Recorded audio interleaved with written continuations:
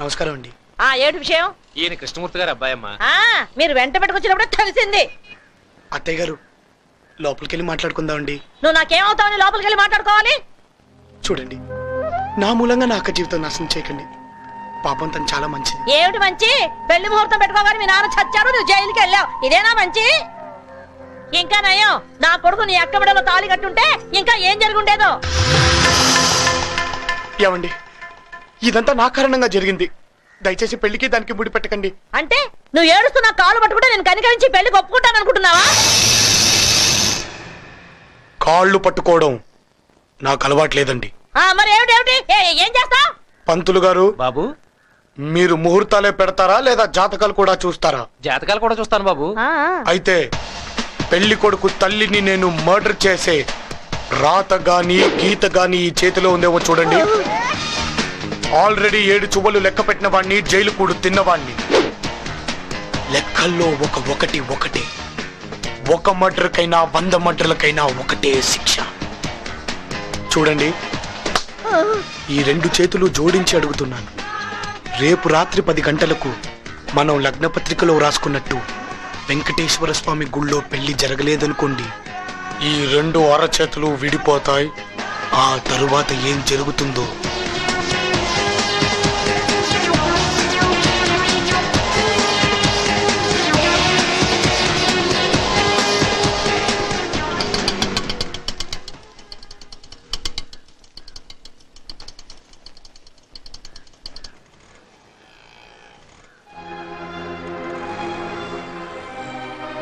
బాబు, మా ఇంటికి వచ్చావేంటి? వాడతాయంటే మాటలు. వాడక్కని పెళ్లి చేసుకోకపోతే నన్ను చంపుతారని బెదిరిస్తున్నాడు. ఒకవేళ ఈ పెళ్లి గనక జరగలేదనుకో, నేనే నిన్ను చంపేస్తాను. ఏం మాట్లాడుతున్నావే నువ్వు? ఆ రోజు నిశ్చితార్థానికి వస్తుండగా జరిగిన యాక్సిడెంట్ లో నన్ను నీ అల్లుడిని కాపాడింది ఇతనే. ఇతను కాపాడి ఉండకపోతే నేను లేను, నీ అల్లుడు లేడు, నీ మనవడు లేడు. ఇలాంటి కుటుంబంతో సంబంధం మనకు దేవుడిచ్చిన బంధం అమ్మా. థ్యాంక్స్ అండి, మీ మేలు జన్మలో మర్చిపోలేను. నాగరాజు, మా అమ్మ ఒప్పుకున్నా ఒప్పుకోకపోయినా మీ అక్క నేను పెళ్లి చేసుకుంటాను. చంపుతామన్న బెదిరింపు కాదు, నీ మంచి మనసుకి.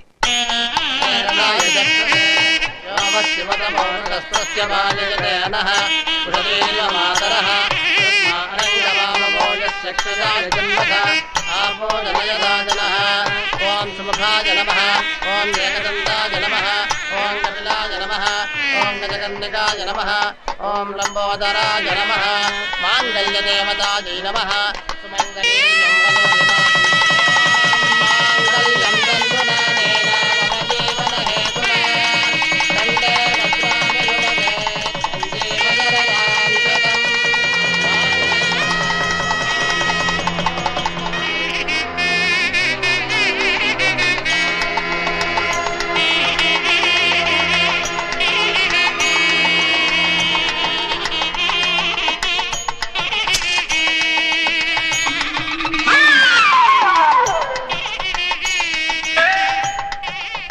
ఏంటి ఆలోచిస్తున్నావు? మన పెళ్లి గురించా? నువ్వు ఆలస్యం చేసావు అనుకో, తర్వాత నేను నీకు దొరకను. ఏంటి? మా బావ నాకు పెళ్లి సంబంధం మాట్లాడుతున్నాడు, తర్వాత నీ ఇష్టం. ఈ చీవుడి ముఖం చేసుకోవడానికి ఎవడొస్తాడు? నేను చూస్తాను. వచ్చాడనుకో ఇంకడు చచ్చాడే. ఏం చేస్తావు? అసలు నేను ఈ సున్నుండ మొహాన్ని చేసుకుంటేగా. ఏంటి? నిన్ను అంత నేను మాట్లాడతాను, నేను చూసుకుంటాను.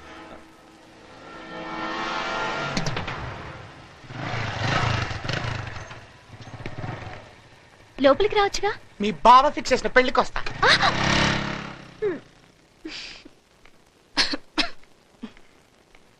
ఏంటక్క పొద్దున ఈ కార్యక్రమం పెట్టుకున్నావు? రోజు క్లీన్ చేయాలనుకుంటున్నానే, అది ఈ రోజు కుదిరింది. సుహాసిని, నువ్వు ఆ నాగరాజ్ బైక్ ఎక్కి తిరుగుతున్నావేంటి? చిన్నప్పుడు ఉప్పు ఉప్పనే అతని వీపెక్కి తిరిగేదాన్ని, ఇప్పుడు బైక్ ఎక్కి తిరుగుతున్నాను. నువ్వు వాడితో తిరిగితే మన పరువేం కావాలి? నాగరాజ్ అంత పరువు తక్కువ పనేం చేయలేదే. పెళ్లి కావాల్సిన దానివి, నువ్వు అతనితో తిరగడానికి వీల్లేదు. అది చెప్పడానికి నువ్వెవరు? నీ బావని, నీ మంచి చెడ్డలు చూడాల్సిన వాడిని. నిన్ను రెండో పెళ్లి చేసుకోవాలనుకుంటున్నాను. నీ బ్రెయిన్ ఏమన్నా చెడిపోయిందా? నువ్వు నన్ను పెళ్లి చేసుకోవడం ఏంటి? మీ అక్కని పెళ్లి చేసుకుని 10 ఏళ్ళయింది, కానీ ఇంతవరకు పిల్లలు పుట్టలేదు. ఇంక పుట్టరని డాక్టర్లు చెప్పేశారు. ఇంకో పెళ్లి చేసుకోమని తనే సలహా ఇచ్చింది. కోట్లు సంపాదించాను, వేరే ఎవరినో ఎందుకు చేసుకోవడం, నీ చెల్లెల్ని పెళ్లి చేసుకుంటానని చెప్పాను. అందుకు తను ఒప్పుకుంది. నువ్వు రెండో పెళ్లి చేసుకోవడానికి మీ ఆవిడ ఒప్పుకొని ఉండొచ్చు, కానీ రెండో పెళ్ళంగా రావడానికి నేను ఒప్పుకోను. ఒప్పుకోకేం చేస్తావు? నేను లా చదువుకుంటున్నాను. నీ అతి తెలివితేటలు నా దగ్గర సాగవు. నీకు నిజంగా పిల్లల మీద అంత మోజుంటే ఎవరినైనా తెచ్చి పెంచుకో. అంతేగాని రెండో పెళ్లి చేసుకోవడానికి మాత్రం ట్రై చేయకు. అందుకు మా అక్క ఒప్పుకున్నా నేను నిన్ను చేసుకోనివ్వను. Be careful.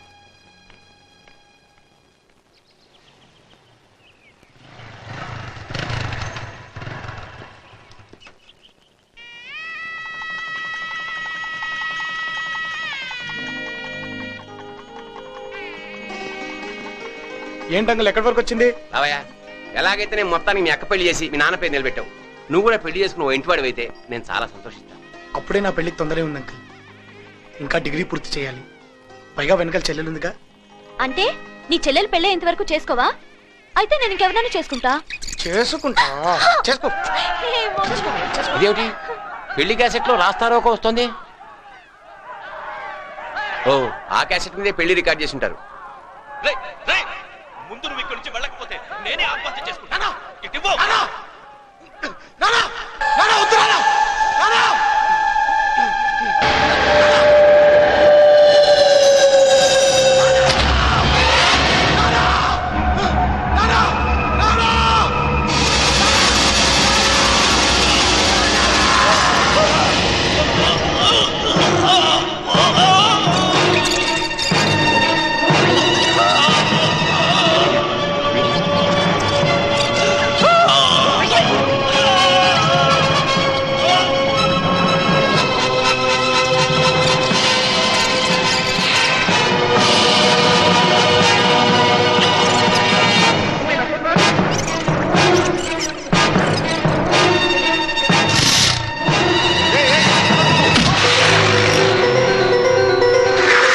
జగదీష్ ఎక్కడా?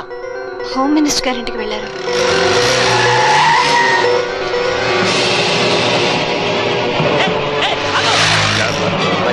తప్పకుండా అలాగే చేస్తాను. నాగా వస్తున్నాడు సార్. జగదీష్, ఎందుకైనా మంచిది నువ్వు లోపలికి వెళ్ళు.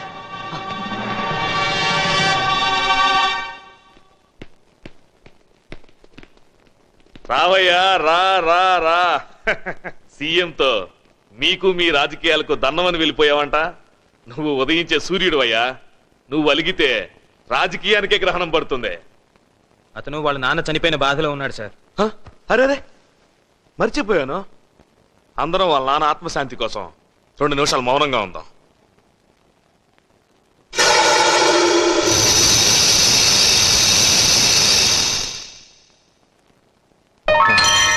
జగదీష్ ఎక్కడా? ఎందుకు? వాడు మా నాన్నని చంపాడు. ప్రూఫ్ ఉందా? మా నాన్నని వాడు ఎలాగైతే చంపాడో అలాగే వాడిని చంపి ఇదే ప్రూఫ్ అని నిరూపిస్తా. ఏంట్రా ఆయన బెదిరిస్తున్నావు? రేయ్! ఇలాంటి చెత్త లీడర్ల చెప్పు చేతుల్లో చెప్పు కింద బ్రతుకుతూ స్టూడెంట్స్ పరువు తీస్తున్నా. నువ్వు మాట్లాడకు. రేయ్! లెక్కు ముందుకు పడిందో చిన్నప్పుడు తాగిన ఒక్క పాలు కక్కిస్తా. నువ్వు ఒక హోమ్ మినిస్టర్ తో మాట్లాడుతున్నావు. లెఫ్ట్ సైడ్ రౌడీల్ని, రైట్ సైడ్ గుండాల్ని పెట్టుకుని కేజీ లెక్కన మాంసం పెట్టించి లీటర్ లెక్కన మందు కొట్టించి మామూలు మనుషుల్ని రౌడీలుగా తయారు చేసే నువ్వు హోమ్ మినిస్టర్ వా? నేను తలుచుకున్నానంటే సెక్యూరిటీ లేకుండా సెంటీమీటర్ కూడా కదలేని వాడివి నువ్వేంట్రా తలుచుకునేది? నేను డిసైడ్ అయి వచ్చింది వాడిని లేపెట్టానికి. అడ్డుపడ్డావో నిన్ను కూడా లేపేస్తా.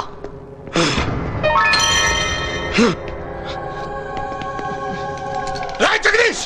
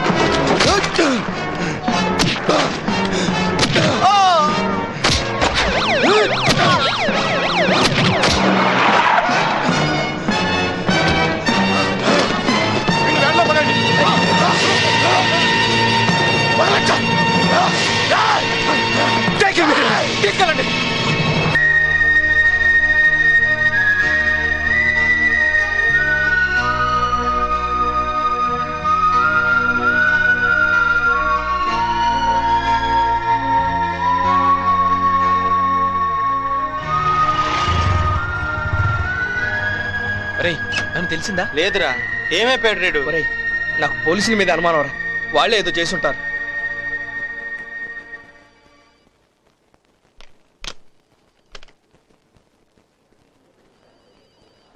మీరు రండమ్మా.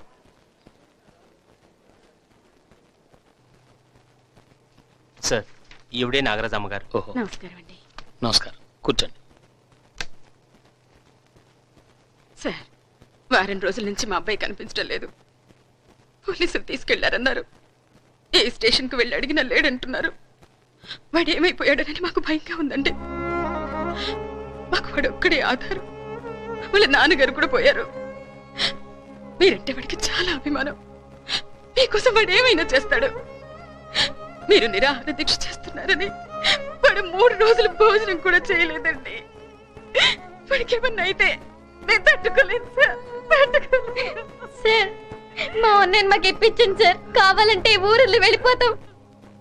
కంగారు పడకండమ్మా. ఈ రోజు నాగరాజు కోర్టుకు హాజరు కావాలి. తను ఎక్కడున్నా సరే వెతికి తీసుకురమ్మని చెప్తాను. మీ అబ్బాయికి ఏం కాదు, ధైర్యంగా వెళ్ళిరండి. నేను హామీ ఇస్తున్నాను. సూర్యదేవర నాగరాజు, సూర్యదేవర నాగరాజు, సూర్యదేవర నాగరాజు.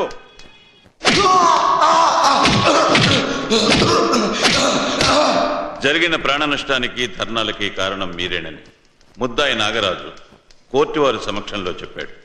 అదీ కాక మీరతన్ని బెయిల్ మీద విడుదల చేశారు. కానీ అతను కోర్టులో హాజరు కాలేదు. ఏమయ్యాడో తెలియదు. కాబట్టి మీరే అతన్ని ఏదో చేసుంటారని ప్రాసిక్యూషన్ వారి వాదన. దీనికి మీ సమాధానం ఏమిటి? ఆయన ఏంటంటే సమాధానం చెప్పేది? సీఎం రాజీనామా చేయాల్సిందే. CM CM CM CM CM CM court judge.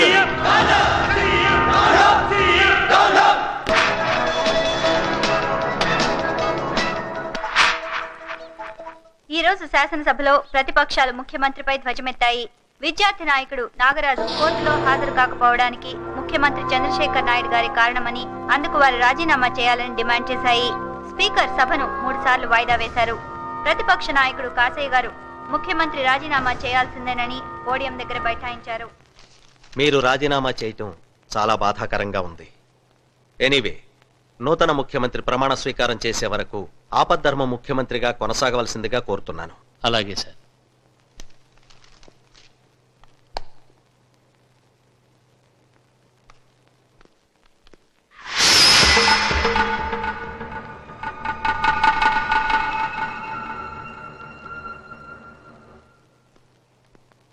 నమస్కారం అండి. నమస్కారం. నమస్కారం, రండి కూర్చోండి. మా పార్టీ నాయకుడు రాజీనామా చేసిన సంగతి మీకు తెలుసు. అసెంబ్లీని రద్దు చేసి ఎన్నికలు జరిపే అవకాశం లేకుండా నేను ప్రభుత్వాన్ని ఏర్పాటు చేస్తాను. ఇదిగోండి నా సపోర్టర్స్ లిస్ట్. నేను నా పార్టీ ఎమ్మెల్యేలు 32 మంది. ఈయన ప్రభుత్వానికి సపోర్ట్ ఫ్రీ. ఇదిగోండి. సపోర్ట్ ని ఫ్రీ అనకూడదు, బేషరతు అనాలి. ఇలా లిస్టులు అప్పచెబితే చాలదు. కనీస మద్దతు కోసం కావలసిన 148 మంది ఎమ్మెల్యేలను నా ముందు హాజరుపరచండి. అప్పుడు మీకు అవకాశం ఇస్తాను. అట్లాగేనండి, ఇక పని మీద ఉంటాం. హలో, బాగున్నావమ్మా? బాగున్నానన్నా. ఏంటి గొంతు అదోలా ఉంది? జలుబు చేసిందా? అవునమ్మా, మా టీవీలో ఒక సీరియల్ స్టార్ట్ కాబోతుంది. ఒక సన్నివేశం ముగింపు కోసం నన్ను అడిగారు. నువ్వేమన్నా సలహా చెప్తావేమోనని ఫోన్ చేశాను. ఏ సీరియల్ అన్నా? తండ్రి కూతుళ్ళ కథ, కొత్త సీరియల్. కూతురు భర్త తండ్రి ప్రాణ స్నేహితుణ్ణి చంపేస్తాడు. ఆ విషయం తండ్రికి తెలుస్తుంది. ఈ సంగతి చట్టానికి చెప్పాలా వద్దా?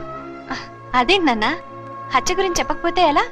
చెబితే కన్న కూతురు పసుపు కుంకాలు పోతాయి కదమ్మా. తప్పు నాన్న. కూతురు పసుపు కుంకాల గురించి ఆలోచిస్తే ఒక హంతకుడు తప్పించుకుంటాడు కదా. పైగా తను చంపింది తండ్రి ప్రాణ స్నేహితుడిని అంటున్నారు. రక్త సంబంధం కంటే స్నేహబంధం గొప్పది నాన్న. అతన్ని చట్టానికి అప్పచెప్పడమే కరెక్ట్. థ్యాంక్స్ అమ్మా, మంచి సలహా ఇచ్చావు.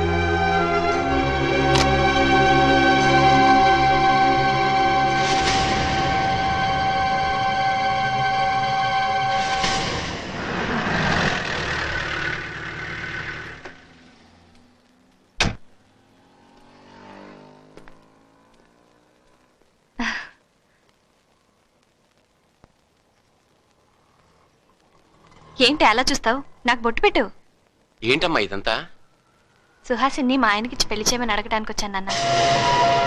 ఏ ఆడదైనా భర్త రెండో పెళ్లి చేసుకుంటారంటే భరించలేదు. అలాంటిది నా చెల్లెల్ని నాకు సవతిగా పంపమని అడుగుతున్నా. అక్క నీకేమైనా పిచ్చి పట్టిందా? నువ్వు బొట్టు పెట్టి అడిగినా కాళ్ళు పట్టుకున్నా నువ్వు అనుకున్న జరగదు. నేను అనుకున్నది జరగకపోతే నేను చచ్చిపోతానని చెప్పిన ఒప్పుకోవా? అక్క నీ మొగుడు గురించి నీకు తెలీదు. అతను ఒక హంతకుడు. సుహాసిని, చెంప పగల కొడతాను. ఇష్టం లేకపోతే ఇష్టం లేదని చెప్పు, అంతేగాని నీ బావని హంతకుడు అంటావా? చెల్లెల్ని కొట్టే హక్కు నీకుంది గాని హంతకుడు కాదనే అధికారం నీకు లేదమ్మా. ఈ నిజం ముఖ్యమంత్రి గారికి చెప్పి సాక్ష్యం ఇచ్చి రావడానికే బయలుదేరాను. ఇంతలో నువ్వు వచ్చావు. కూతురు పసుపు కుంకాలు తోడడానికి భయపడుతున్న సీరియల్లో తండ్రిని నేనేనమ్మా. నా మాట నిజం కాదనుకుంటే నీ కళ్ళతో నువ్వే చూద్దువు గాని రామ్మ.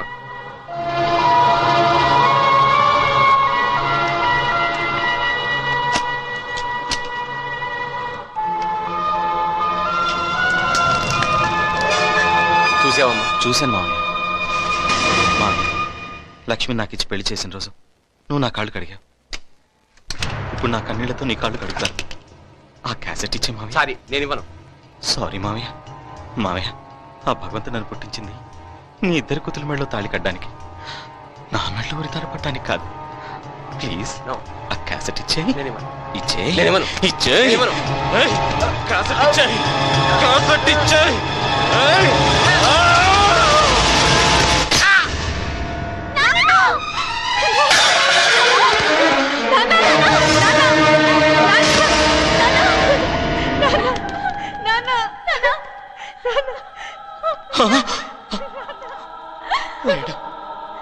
ఆల్రెడీ ఒక హత్య చేశాను, ఇప్పుడు ఇది రెండోది. మీరు కనుక ఎదురు తిరిగితే మిమ్మల్ని కూడా చంపేస్తాను.